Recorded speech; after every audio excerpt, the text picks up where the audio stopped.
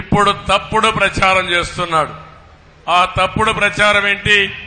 5 ఏళ్లు నువ్వు ఏ పార్టీకి సపోర్ట్ చేశావు జగన్మోహన్ రెడ్డి? ఏ పార్టీకి చేశావు సైకో అని అడుగుతున్నా. మీరు ఒకసారి చూడండి, సిఏఏ ఉంది, అదే మరి ఎన్ఆర్సీ ఉంది. ఈ 2 బిల్లులు పార్లమెంట్ లోకి వచ్చాయి. ఎవరు సపోర్ట్ చేశారు తమ్ముళ్ళు అని మిమ్మల్ని అడుగుతున్నా. చేశాడా లేదా అని అడుగుతున్నా. ఇక్కడ ఒక ఎంపీ ఉన్నాడు, ఈరోజు ఇక్కడ ఎంపీగా పోటీ చేశాడు, ఒక నక్క జిత్తుల ఏటు. ఆయనే సంతకం పెట్టాడా లేదా? ఆయనే రాజ్యసభలో మాట్లాడా లేదా?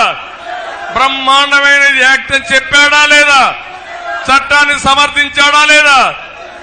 ఇప్పుడు ఇక్కడికి వచ్చి ముస్లింస్ అంతా మీకు అన్యాయం జరిగిపోతా ఉంది అని నాటకాలు ఆడుతున్నారు తమ్ముళ్ళు. ఈ విషయం మీరు గుర్తుపెట్టుకోవాలి. అంటే చేసేది తప్పుడు పనులు,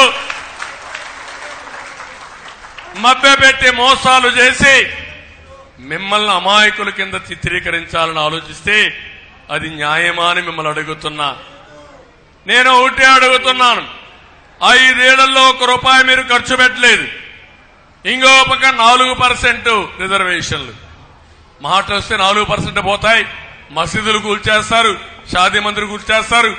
ఇలాంటి తప్పుడు ప్రచారాలు. నేను మసీదులు కట్టించాను, అవునా కాదా?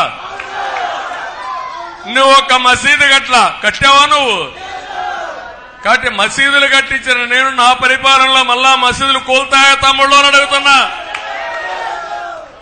ఇంకో పక్క మీరు చూడండి, 2014 నుంచి 4% రిజర్వేషన్ సుప్రీంకోర్టులో ఉంది. అది ఎవరు పోయినా సుప్రీంకోర్టులో లాయర్స్ ని పెట్టి మనం ఆర్గ్యూ చేయాలి తప్ప ఇంకేం కాదు. ఆ రోజు నేను ఇక్కడుండే మీ నాయకుడు అజీజ్, ఈయన్ని అప్పుడు మేయర్ గా ఉన్నాడు, వీళ్ళందరినీ పెట్టి మీకు ఎంతమంది లాయర్లు కావాలని ఇస్తానని లాయర్లు పెట్టి సుప్రీంకోర్టులో వాదించిన పార్టీ మీకోసం తెలుగుదేశం పార్టీ. ఇప్పుడు మాట్లాడుతూ మనం వస్తే 4% పోతాయంట.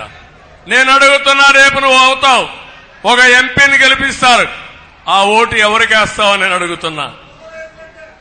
ఎవరికేస్తాడు? బీజేపీకే కదా, ఎన్డీఏకే కదా.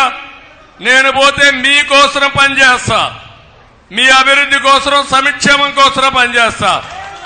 మీరు చేసేది మీ స్వార్థం కోసం, మీ కేసుల మాఫీ కోసం మా ముస్లిం సోదరి సోదరుమణులు ఓటేయాలా అని అడుగుతున్నా.